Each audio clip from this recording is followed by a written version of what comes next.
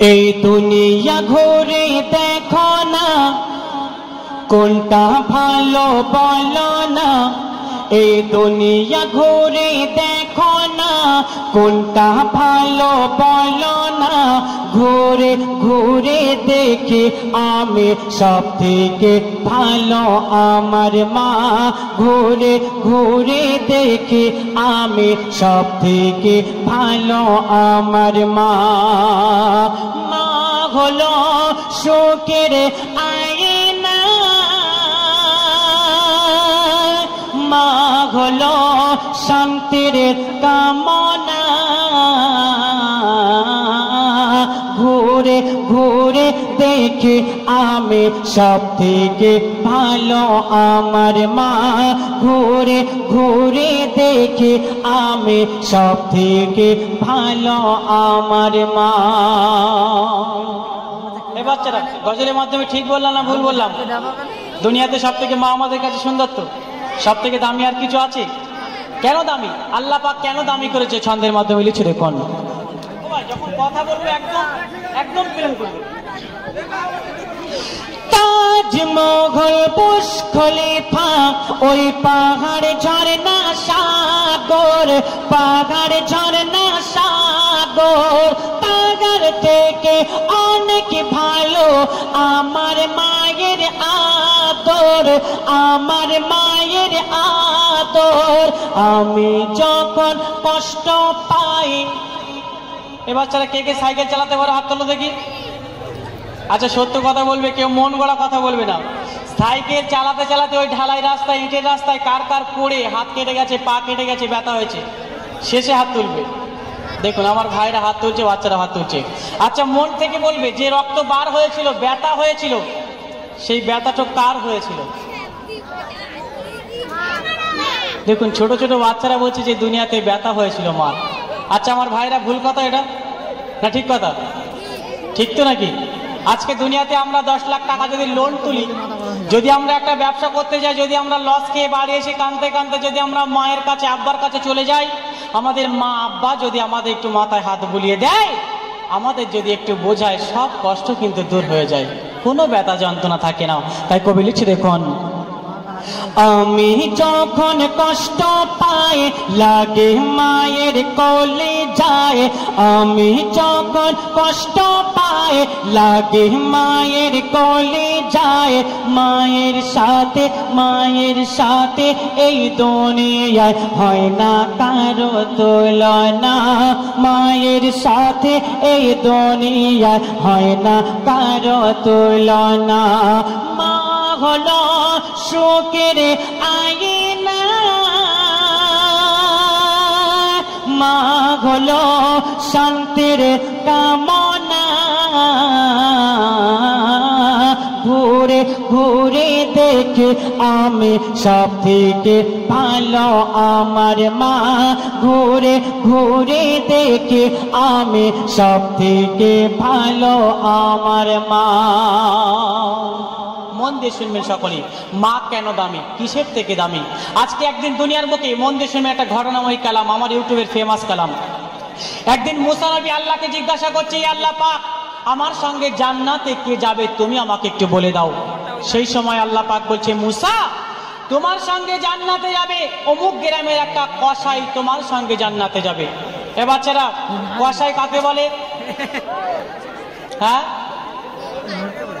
গরু কাটে, গরু কাটে বলে হাসছে। ছোট ছোট বাচ্চা বল, যদি ভুল বলে থাকি সেই জন্য কিন্তু হাসছে, কিন্তু ঠিক বলেছে। কসাই তাদেরকে বলা হয় যারা গোশ বিক্রি করে, গরু কাটে মোষ কেটে যারা গোশ বিক্রি করে তাদেরকে বলা হয় কসাই। আর আল্লাহ পাক বলছে, মুসা তোমার সঙ্গে অমুক গ্রামের কসাই যাবে জান্নাতে। মুসা নবী চিন্তায় পড়ে গেল, কেন? আমি একটা নবী, আপনি আমাকে নবী করেছেন, আমার সঙ্গে হাফেজ মাওলানা ভালো মানুষ যাবে জান্নাতে, না দিয়ে কসাই কেন যাবে? সেই উদ্দেশ্য করে লিখছে দেখুন, একদিন খোদা মুসা নবীর দেখালো স্বপ্নেতে, দেখালো স্বপ্নেতে এক কসাই যাবে ও গো মুসা তোমার সাথে জান্নাতে, তোমার সাথে জান্নাতে। সাথে মুসা নবী অবাক হয় করে তখন হায় হায় মুসা নবী অবাক হয় করে তখন হায় হায় খুঁজতে থাকে মুসা নবী ওই কসাইয়ের ঠিকানা খুঁজতে থাকে মুসা নবী ওই কসাইয়ের ঠিকানা মুসা নবী চিন্তায় পড়ে গেল গিয়ে আল্লাহকে বলছে আল্লাহ পাক ওই কসাইয়ের বাড়ি তার খোঁজে আমাকে একটু পৌঁছে দাও কেন ওই কসাই এমন কি ভালো কাজ করে আমি একটু দেখতে চাই কসাই কি করে কেন আমার সঙ্গে জান্নাতে যাবে মুসা নবী ছদ্মবেশে সেই কসাইয়ের বাড়ি চলে গেল গিয়ে বসে বসে দেখছে ওই কসাই কি কাজ করে আমি একটু দেখব দেখুন কি ঘটনা ঘটছে লিখছে দেখুন মুসা নবী খুঁজে পেল ওই কসাইয়ের ঠিকানা ওই কসাইয়ের ঠিকানা মুসা নবী দেখতে লাগে ওই কসাই করে কি কাজখানা ওই কসাই করে কি আমল খানা তখন দেখতে পাই প্রতিদিন নিজের হাতে রান্না করে কসাই রান্না করে কসাই অসুস্থ মায়ের কোলে তুলে নিজে হাতে খাওয়ায় নিজে হাতে খাওয়ায় তখন দোয়া করে মা খেতে খেতে যাবি মুসা নবীর সাথে তুই জান্নাতে দোয়া করে মা খেতে খেতে যাবি মুসা নবীর সাথে তুই জান্নাতে মায়ের দোয়া সাথে সাথে কবুল করে রব্বানা মায়ের দোয়া সাথে সাথে কবুল করে রব্বানা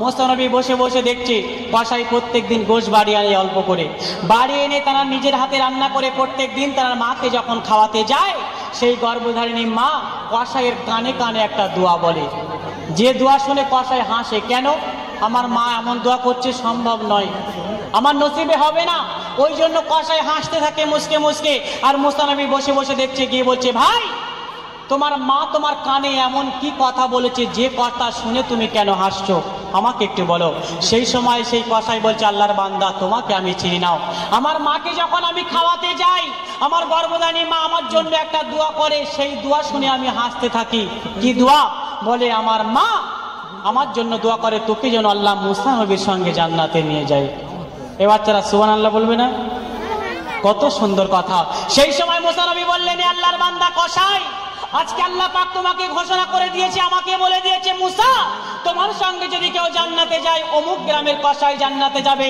আমি সেই মুসা নবী আল্লাহ পাক তোমাকে আমার সঙ্গে জান্নাতে পাঠাবে কত ভাগ্যবান এ বাচ্চারা আমরা কি জান্নাতে যেতে পারবো একটা বাচ্চা বলছে ইনশাআল্লাহ কত সুন্দর কথা তবে কি করতে হবে